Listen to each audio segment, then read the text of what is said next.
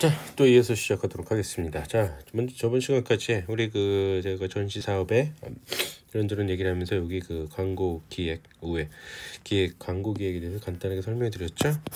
그동안에는 기획을 한다는 거는 전시를 기획한다는 거는 유치 가능성이 있는지 그런 판단을 내고서는 가는 거고요. 여기서부터 이제 광고를 기획한다라는 거는 이제 진짜 운영이 되는 겁니다. 이제 유치가 된다라는 거의 가정하에 유치가 될 거라는 가정하에 준비가 되는 거죠. 그래서 유치를 하고 전시를 기획해서 전시할 거라는 거를 확정을 지어 놓은 상태예요. 전시하겠다. 확정을 지어 놓은 상태가 됐기 때문에 지금부터는 유치를 가능하다라는 판단을 섰기 때문에 그 유치를 하기 위한 광고입니다. 그래서 그런 광고를 할 때 행사 성격이나 참관 대상, 연령이라든가 성별 이런 거에 따라서 광고의 방법 내용을 다르게 기획을 해야 된다라고 말씀을 드리면서 저번 시간에 마쳤죠. 그래서 그런 광고를 기획할 때는 단순히 해야 되는 게 아니라 전시의 웹도 개발을 해야 되고 좀 더 기획을 진짜 제대로 단순한 광고가 아니라 이렇게 쌍방향 광고도 해야 되고 다음에 홍보는 자체가 광고 자체나 홍보나 이런 것들은 기획의 산물이기 때문에 전략적으로 수입을 해야 되고 우선적으로 전시의 앱을 갖다가 만들어내고 그 다음으로 두 번째는 홈페이지를 구성을 해줘야 되겠죠. 홈페이지는 두 가지 차원에서 꼭 해줘야 돼. 첫째가 행사의 안내, 행사에 좀 상세한 설명이 필요하겠죠. 디테일한 상세한 설명이 들어가줘야 되고 안내가 들어가줘야 되고 첫 번째가. 두 번째는 뭐다? 소통의 창구. 누구랑? 참가업체와 그 다음에 참관하는 관람객과의 의사소통 확실하게 해줘야 된다. 이런 차원에서 그 홈페이지는 운영이 돼줘야 된다. 그래서 많은 사람들이 그러한 것들 갖다 할 수 있도록 노력해 주는 것이 중요하다. 그래서 홍보 계획의 프로세스는 좀 어떻게 된다. 조금 전까지 어떤 전시 앱이나 홈페이지를 갖다 운송해 놓고 그러고 난 다음에 그 홍보의 기획을 짜야 된다. 홍보라는 것은 아까 말씀드렸듯이 기획의 산물이에요. 대충 한다고 되는 게 아니라 홍보 기획을 짜놓고서는 해야 된다. 그렇기 때문에 제가 광고 문자도 그렇지 않습니까? 참관 대상에 따라서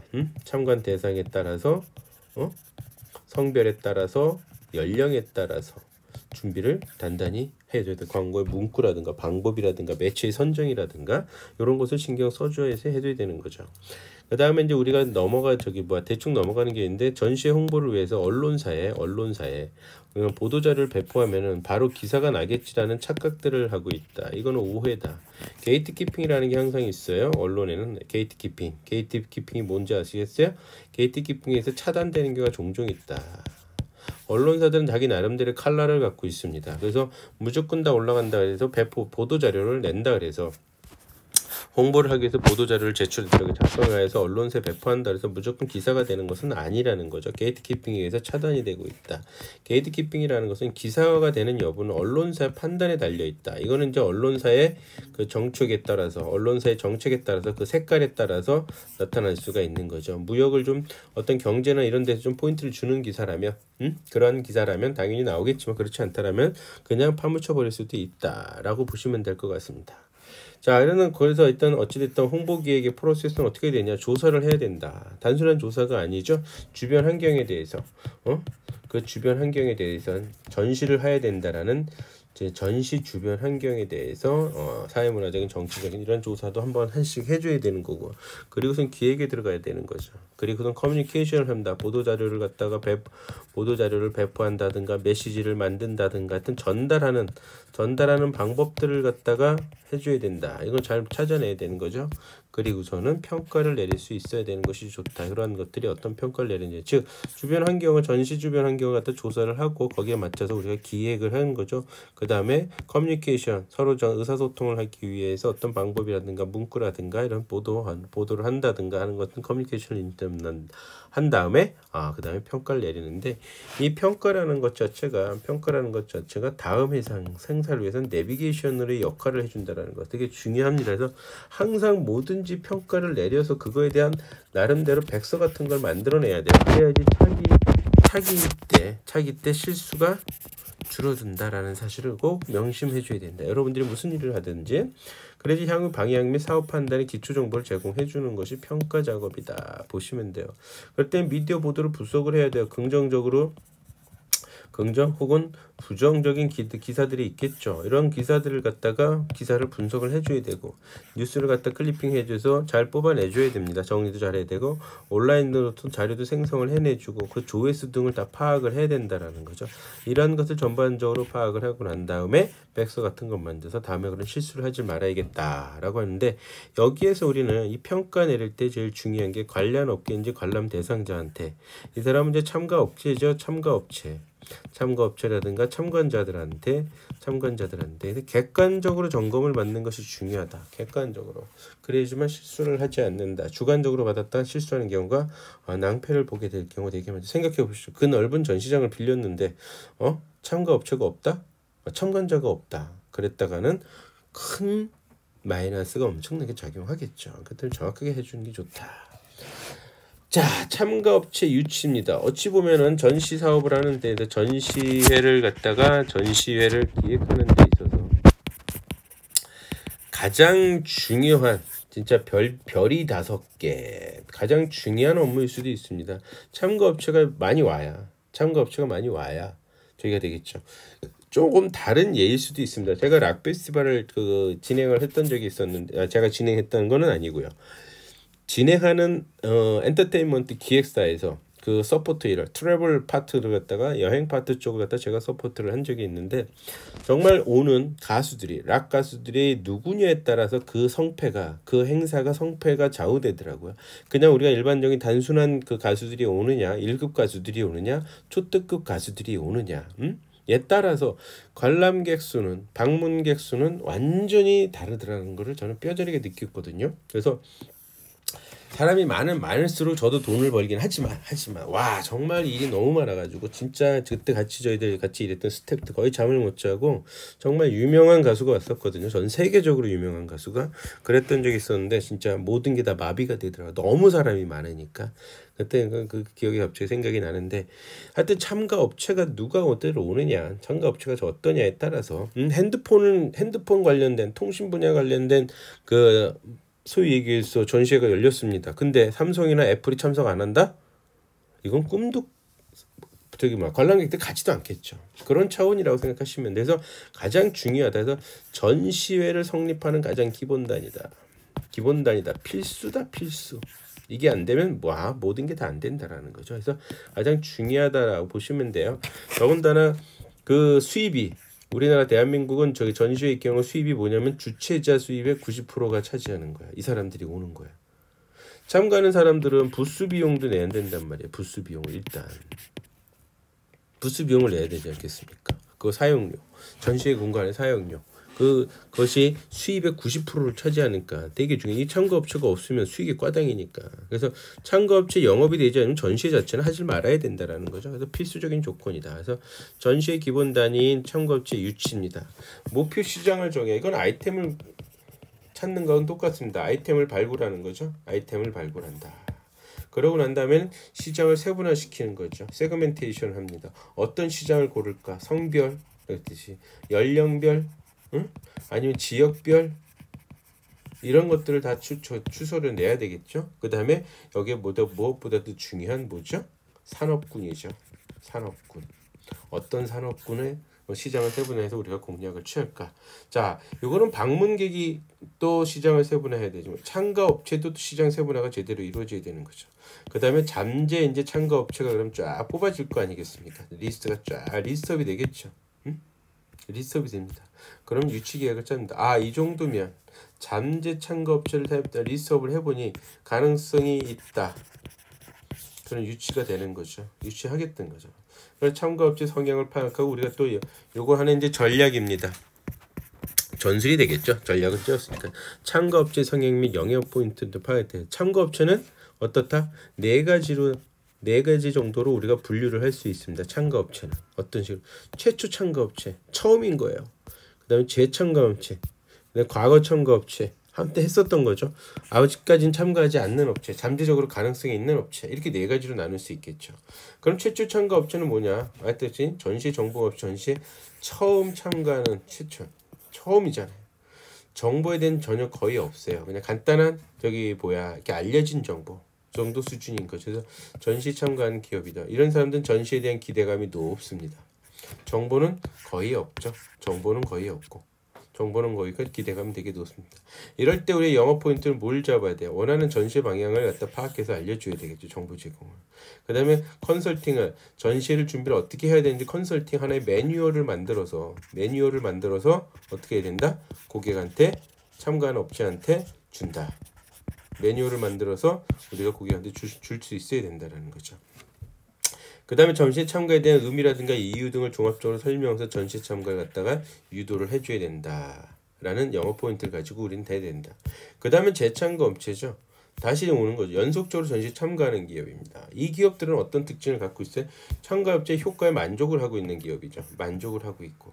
그 다음에 또 하나는 또 이렇게도 볼 수 있어요. 다른 대안이 특별히 없으니까 그나마 여기라도 가서 홍보해야지, 상품을 갖다 디스플레이 해야지, 이런 생각도 할 수 있겠죠. 그래서 이런 기업들은 우리가 어떻게 잡아줘야 되냐? 친밀도를 강화시킨다. 고객 관리를 소위 해서 CRM이라 그러죠. 고객 관리를 잘 해줘야 됩니다. 꾸준히. 그 다음에 지속적으로 참석하는 업체에 대해서는 인센티브 제공하는 거죠. 간단해서 임대료를 갖다가 임대료 할인. 2번 연속, 3번 연속에 따라서 첫 번째로서 할인해주고 두 번째, 세 번째 연속으로 들어왔을 때 또 할인율이 또 달라지게 되고 그다음 5번째 오게 되면 어떤 할인율을 적용을 해준다. 아니면 무언가를 지원을 해준다. 축적된 데이터를 갖다 제공해주면서 그 다음부터 일을 구성하기가 되게 쉽게 하게 해주는 이런 혜택을 줘야 돼. 인센티브를 줘야 된다는 얘기겠죠. 과거 참가 업체는 어떻겠습니까? 과거 참가 업체, 과거엔 참가 이력이 있었으나 지금은 참가하지 않는 업체. 이건 뻔하겠죠. 뭔가 불만이 있는 거예요. 불만이 많다라고 할 수 있겠죠. 홍보하는 사람이나 주최하는 사람이나 준영이나 다 별로 마음에 안 들어. 에이 안 간다라는 거죠. 이럴 때 영업 포인트는 어때?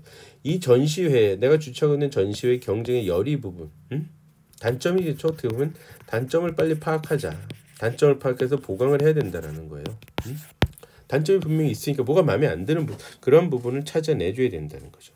그리고 축적된 데이터, 전시에 관련된 데이터를 그래서 고객 관리에서 제공을 하면서 고객과 좀 더 친밀감성을 회복을 해줘야 된다는 거. 그렇게 보면 되고 잠재 참가 업체는 아직 좀 이건 뭐예요? 다른 데 참가를 한다라는 거예요. 아까 일반적으로 했지 않습니까? 처음에 시작할 때 동종의 유사한 전시회가 있냐 없냐. 없으면 오히려 되게 힘들어요. 마치 없으면 더 좋을 것 같죠. 그런 전시회를 만들어야겠다고 홍보를 전 세계적으로 해야 되거든요. 그랬을 때 그 사람들은 많은 돈을 들여서 와서 디스플레이하고 뭘 작업을 해야 되는데 한 번도 그래서 많은 참가 업체가 많은 관람객이 와야 되는데 그걸 못 보겠는 거죠. 아 1회 때 참석하는 거 2회 때 가봐야겠다 뭐 이런 식으로 될 수도 있잖아요. 이때 생각보다 어렵다. 그때 유사 동종 업체가 있는 거를 보게 되는 거죠. 결국은 동종 업체가 있다. 경쟁 업체죠. 결국은 그것이. 거기에 참가하고 딴 데는 안 가는 걸 수도 있고요. 전시회가 포괄할 수 있는 수준으로 성장한 크게 된 참가 업체가 될 수도 있다라는 거죠. 야, 니네 참석 안 해도 돼. 난 우린 충분히 잘하고 있어. 우린 홍보 특별히 필요 없어. 이런 업체들도 있지 않겠어요? 현재 홍보 수단에 만족하지 못하는 거죠. 이것도 당연히 이 전시회의 효과는 별로일 거라고 판단한다라는 거죠. 그래서 타 전시회에 참가해서 거기서 이제 충분히 만족하고 있다라는 걸 갖다가 알 수 있다. 그렇죠? 그렇게 판단할 수도 있다라는 거죠. 그래서 이런 잠재 참가 업체한테는 차별적인 강점을 오히려 이제 장점만 부각을 시켜주는 거예요. 장점을. 그 다음에 전문 전소에서 성공 사례들을 자꾸 제시를 해주고 이러이러한 성공 사례가 있습니다. 그래? 요건 한번 괜찮겠는데 이런 식으로 해서 그리고 이제 다양한 혜택을 갖다가 제공해 주는 거죠. 물론 그거는 그 브랜드가 되겠죠. 브랜드라든가 기업 컴퍼니의 네임 밸류도 어느 정도 좀 작용하겠죠. BANY 컴퍼니 브랜드 컴퍼니의 네임 밸류도 어느 정도 적용하겠지만 그 혜택을 거기에 따라서 우리가 제공을 해줄 수 있어야 된다. 어찌됐건 최초 참가 업체든 재참가 업체든 과거 참가 업체든 잠재 참가 업체든 다시 유치를 해야 되는 것이 중요하다라고 보시면 될 것 같아요. 이렇게 유치 전략을 나름대로 대상에 따라서 짜고 영업 포인트를 가지고 짜고 기획 전략을 짜고 난 다음에 우리가 그거라는 건 일을 하기 위해서는 사무국이 필요해요.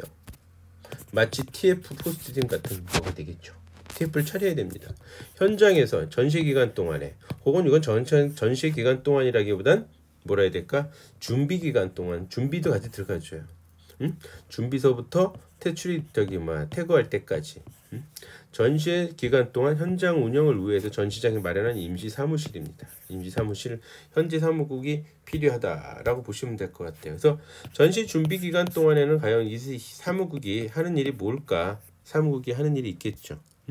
디자인 설치, 업체 부스 설치를 관리 감독을 해줘야 되고, 통신망 전신품의 반입이 잘 되는지, 진열 사항은 당초 계약대로 잘 되고 있는지도 같이 파악을 해주는 것이 이제 준비 기간에 해야 될 일이고, 그 다음에 준비 기간 중에 하는 일은 공식 행사라든가 전시회 컨퍼런스라든가 설문조사 되게 중요합니다. 참가업체 바이어와 설문조사를 해줘야 되는 거. 요거 잊지 말고 해줘야 차기 전시회에 아주 또 업데이트된 전시를 준비할 수 있거든요. 전시장의 질선 유지 이런 업무들을 해준다. 그래서 관리 감독. 서비스 제공과 더불어서 관리 감독을 철저히 해줘야 되는 것이 이제 전시 기간 중에 해야 되는 게 현장 사무국의 일이고요. 전시 종료 시가 되면 여긴 무엇보다 전시품의 반출이 잘 원활하게 해줘야 되고요. 전시장을 원상 복구시키는 겁니다. 원상 복구 시켜줘야 된다. 그래서 부스 장식물 깔끔하게 철거를 하면서 마지막으로 청소라든가 이런 것이 잘 오케이 사인 날 수 있도록 잘 정리해주는 것이 현장 사무국이 할 일이다. 라고 보시면 되겠습니다. 그러나 지금 방금 말씀드렸듯이 이 준비 기간이라든가 기간 중이라든가 이런 걸 봤을 때 해야 될 일이 한둘이 아니죠. 그럴 때 현장 사무국이 뭐 100명, 200명 인원을 둘 수는 없지 않겠습니까? 그러다 보니까 이제 짧은 시간에 보통 우리가 전시라고 하게 된다면 보통 2, 3일 통상적이고 좀 긴 게 4, 5일이고요. 아주 길어봐야 일주일 이내거든요. 이러려면 전시하는 참가 업체도 한둘이 아니고 찾아오는 관람객들도 한둘이 아니고 방문객들도 한두 분이 아니시잖아요. 그러니까 짧은 시간은 짧은데 업무는 되게 다양합니다.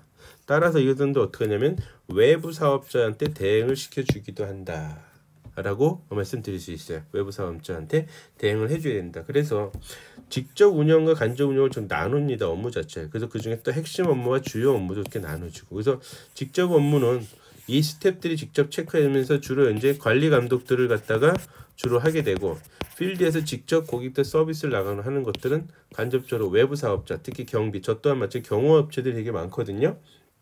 제가 다른 행사들 대회, 국제 대회라든가 라페스발이라든가 이런 행사들 지금 경비업체 제가 하는데도 한 서너 군데가 되는데 항상 돌아가면서 현장 스텝, 그다음에 안내 도우미, 등록 배지 달고 이름표 달아주고, 그다음에 매표, 입장권 판매하고 휴게시설을 운영하는 이런 것들은 전부 다 외부 쪽에다 넘겨주고 직접 해야 되는 것들 갖다 이렇게 나눠 놓는다라고 보시면 될 것 같고요.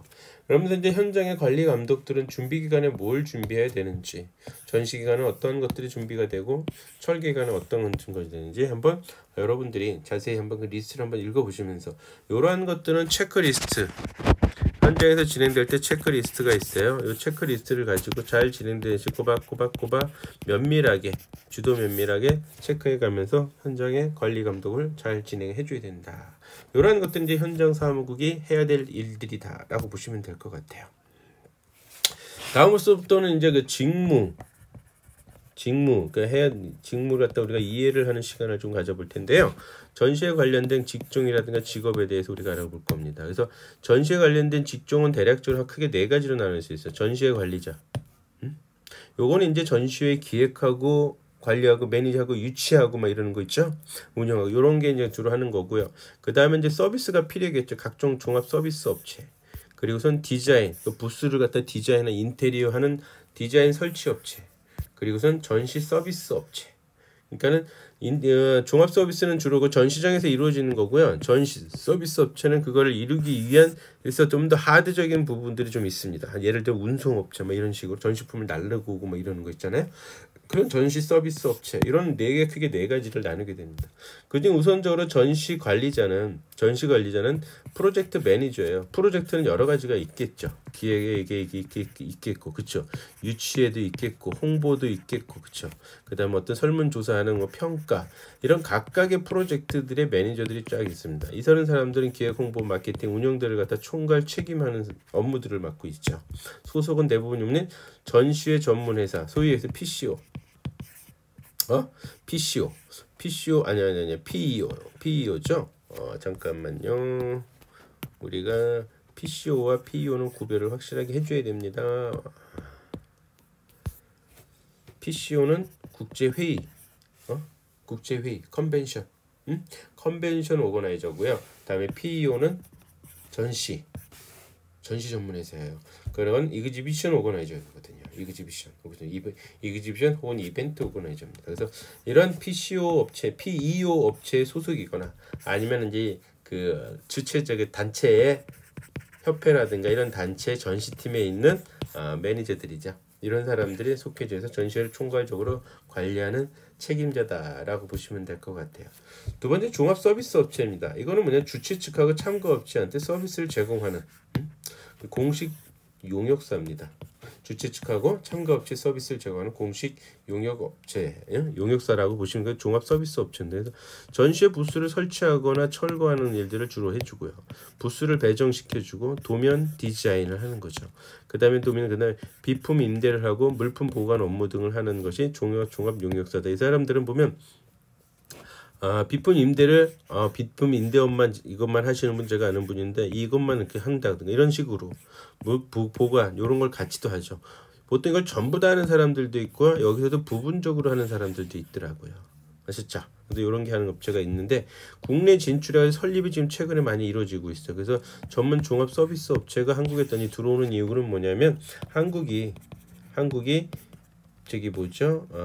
마이스 산업에 많은 관심을 갖고 주최를 많이 하고 있거든요. 서울이라는 것 자체가 컨벤션서 비슷해가지고 쫙 전 세계 10위 안에 다 들어가지 않습니까? 서울은 대략 5위를 하고 있고 한국은 2, 3위를 다투고 있죠. 전반적으로 봤을 때. 그러다 보니까 방금 말씀드렸듯이 비품을 임대하든가 보관하든가 도면 디자인과 부스를 배정하는 이런 전문가들이 이제 국내에 회사를 차려놓고서는 저희 시장을 우리나라의 PCO 시장을 갖다가 PEO 시장, PCO 시장, 마이스 시장을 갖다 더 주고 있다. 디자인 설치 업체입니다. 바로 이제 예전에는 이 디자인 설치 업체들은 이제 뭘 하는 거였냐면은, 예전에는 전시회를 디자인해 드렸는데 주어진 디자인에 따른 시공만 했어요. 소위 해서 종합 서비스 업체가 디자인을 하면은 거기에 따라서 시공만 하는 설치 업체니까. 그렇지만 지금 이제 이 디자인 설치 업체가 디자인의 노하우라 그래야 되나요? 노하우도 많이 가지고 있고 또 전문가를 많이 고용을 했다 그래야 되나요? 디자인 고용을 했다. 그래서 디자인 요소를 강조하는 업체로서 이제 점점 변해서 전시 현장 공간을 직접 디자인을 하는 일들도 하고 있다. 예전엔 디자인을 하겠다는 시공만, 디자인에 따른 시공만 했지만 이제 설계까지도 손을 대고 있는 걸로 이제 발전하고 있고요. 조립식 부스를 갖다가 주최 측과 계약에 있어서 상담실도 만들어내고요. 현장 운영에 대한 대행도 해주고 있다. 현장 운영을 직접 하는. 그건 이제 관리자하고 전시회 관리자 측하고 상의를 해서 진행을 하는 거다라고 보시면 될 것 같습니다. 그다음 전시 서비스 업체예요. 전시 서비스 업체, 요거는 이제 가장 대표적으로 운송, 그다음에 등록, 이름표 달아주고 배지 달아주고, 그다음에 현장 인원을 지원하는 거죠. 다시 한번 들었는데, 운송업체는 이제 참가업체 공장에서부터 물품을 가져와서 전시장까지 갖다 놓는 업체가 운송업체입니다. 이게 이제 해외에 있는 경우에는 통관까지, 공항에서부터 통관, 국내 운송, 전시장까지. 그러니까는 거기서부터 해외에서 오는 거는 이제 알아서 하고, 저쪽에서 참가업체가 알아서 공항에 도착해서부터는 우리가 이 사람이 도와주는 거죠. 이 업체가 통관을 하는, 그 다음에 국내 운송을 하고, 그 다음에 전시장으로 하는 거, 이동을 시켜주는 일까지 해줘야 된다라고 보시면 될 것 같아요. 등록업체죠. 전시 주최자하고 등록업체자하고 이제 상호 협조안에 배지, 이름표를 달아줍니다. 배지, 그래서 키트를 주죠. 키트를 주고, 요럴 때 이제 이름표를 달아주기도 하고, 등록업체들은 뭐냐면 참가비도 받고, 참관하는 사람들 있죠. 참관하는 사람들한테도 회비 받고, 물론 이제 무료면 다르지만 유료는, 이러한 것들을 이제 하는 업무가 등록업체다라고 보시면 돼요. 또 하나는 이제 현장 인원 지원입니다. 가장 대표적으로 이제 경호죠. 그 다음에 도우미, 이러한 것들을 도와주는 현장 인원 갖다가 지원해주는 서비스 업체들이 있다. 용역이죠. 용역, 인력. 이런 식으로 해서 각각 이런 직업들이 있다라고 보시면 되고요. 본격적으로 이제 전시 매니저 말고 매니저보다 낮은 단계 초급, 이제 여러분들한테 이제 드리고 싶어서 이거는 하나 파트가 돼버리는데요. 초급 전시회 관리자는 무슨 일을 하느냐? 크게 두 가지를 하죠. 영업 자료 만들기, 세일즈 지원 활동 하게 되겠죠. 처음부터 이 사람들은 아무래도 기획을 한다라는 건 조금 무리가 따를 겁니다. 한 1차 대회, 2차 대회, 3차 대회 보면서 경험을 하고 체험을 해서 노하우가 좀 쌓여야겠죠. 그러고 난 다음에 기획. 그러기 전에 이제 해야 될 일이 뭐냐? 여러분 같은 경우에 이제 입사를 했다라면 영업 자료도 만들고 세일즈 지원 활동을 하는 겁니다. 그럼 영업 자료 만드는 건 뭐냐? 첫째가 리플릿을 작성을 하는 겁니다. 리플릿이 뭔지요? 왜 이렇게 좀씩 접어가지고 가지고 다니는 거, 일반 관람객들이 가지고 다니는 한 장의 종이라고 할 수 있겠죠. 그렇지만 이렇게 손바닥만하게 접어가지고 나눠주죠. 보통 입구에서 많이 나눠주는 홍보 자료로 사용이 되는 겁니다. 그래서 가장 간단한 영업 자료입니다. 그래서 전시회를 어떤 미리 보기 수준으로 간략하게, 아주 간략하게 여기에 들어갈 것들은 전시의 개념이라든가 의도 꼭 들어가 주면서 주최자가 누군지, 참가업체자 리스트라든가 관람 대상자는 누구한테 좋은 어떤 그런 산업군을 갖다가 어필을 한다든가 전시 담당자 정보 등을 갖다 집어넣는 리플릿을 갖다 먹인 당연히 이미지 자료가 들어가겠죠. 이미지 자료도 같이 들어가는 이런 리플릿 작업을 해주는 것이 영업자료 만들기. 두 번째는 참가 안내서. 이건 되게 중요합니다. 이 참가 안내서를 보고 참가 결정을 내리거든요.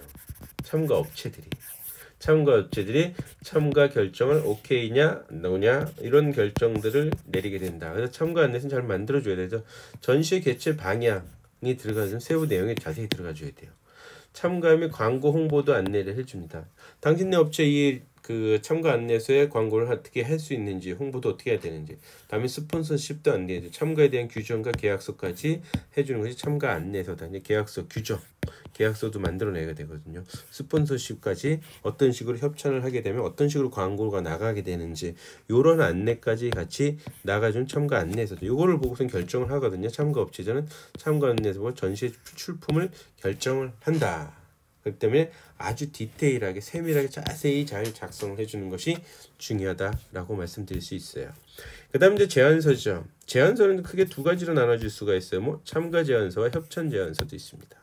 유치 활동을 할 때 제작하는 문서로서 참가 제안서, 참가하실 거냐, 참가도 하는데 협찬도 하실 거냐, 거기에 따른 뭐 광고 홍보는 이렇게 해드리겠다 라는 이런 제안서를 만드는 거죠. 이 제안서는 선도기업이라든가 협동단체, 그 다음에 공공기관이라든가 그리고서는 지자체 이런 팀들한테 이런 곳에 주로 제안서를 제출을 합니다.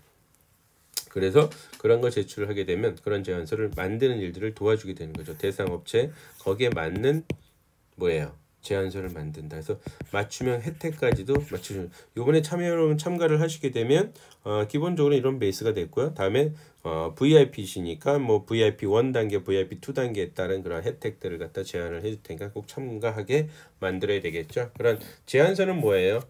참가할 거냐 안 할 거냐를 묻는 게 아니라 참가하게 만들어야 되죠. 유도를 해야 됩니다. 유도를 하는 것이 중요하다 보시면 돼요. 그 다음에 이제 세일즈 지원 활동입니다. 조금 전 세일즈는 첫째가 DM이죠. DM 메일을 보내는 겁니다. 다이렉트 메일이죠. 직접 참가 대상 업체한테 전시제에 관련된 영업 자료를 보내는 일.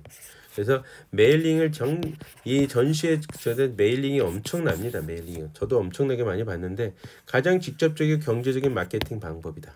직접 수신자한테 전달을 하는 거니까 누구한테 보낼 건지 딱 정해놓고 보내는 겁니다. 그래서 매우 강력하고 매력적인 마케팅 수단이다.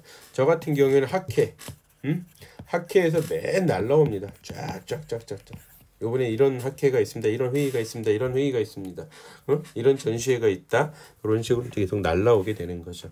두 번째는 거기에 따라서 요건 이제 TM입니다. TM은 이제 계속 뭐라 그래야 되죠?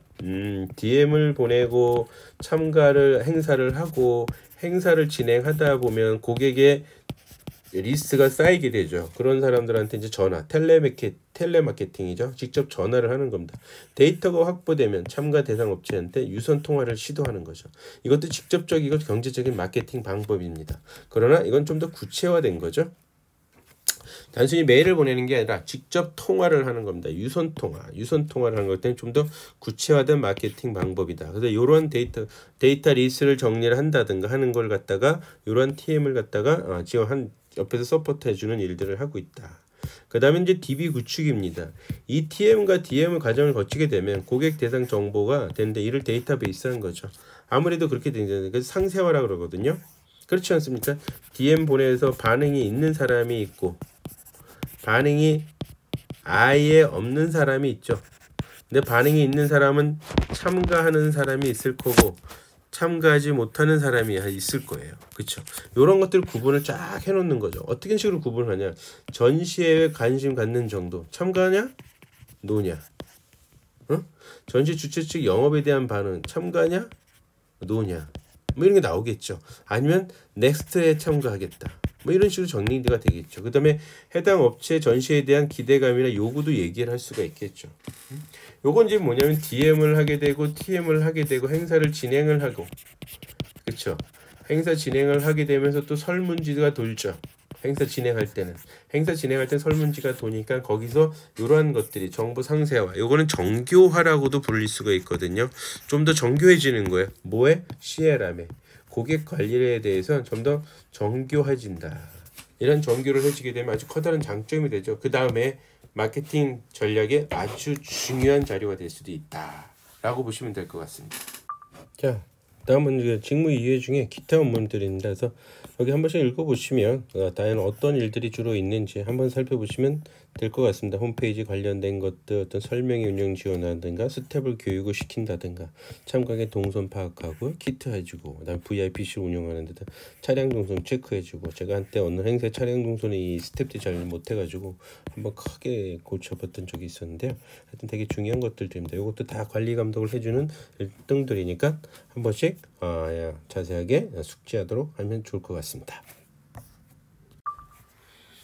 자, 이번 한 주도 수고 많으셨고요. 오늘 그 출석까지 여기 빈칸에 궁극적으로 소위 다시 반복하는 얘기지만 구성 요소로서 전시 구성 요소 참가 업체와 스폰서 그 다음에 바이어가 있죠.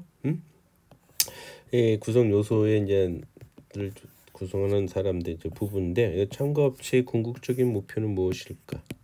그래서 홍보, 동향 파악, 다음에 스폰서의 궁극적인 목표는 무엇일까?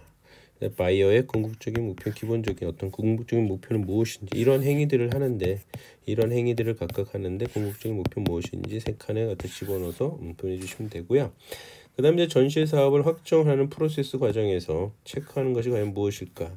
기본적으로 가장 기본적인 거 세 가지 큰 게 있고요. 그 다음에 기타로서 제가 쭉 몇 가지를 말씀을 드렸던 걸 기억을 합니다. 그래서 그런 걸 작성해서 저의 주소인 터치투어 touchtour 골뱅이 네이버닷컴으로 메일을 보내주시면 되겠습니다. 자, 오늘 하루도 수고 많으셨습니다.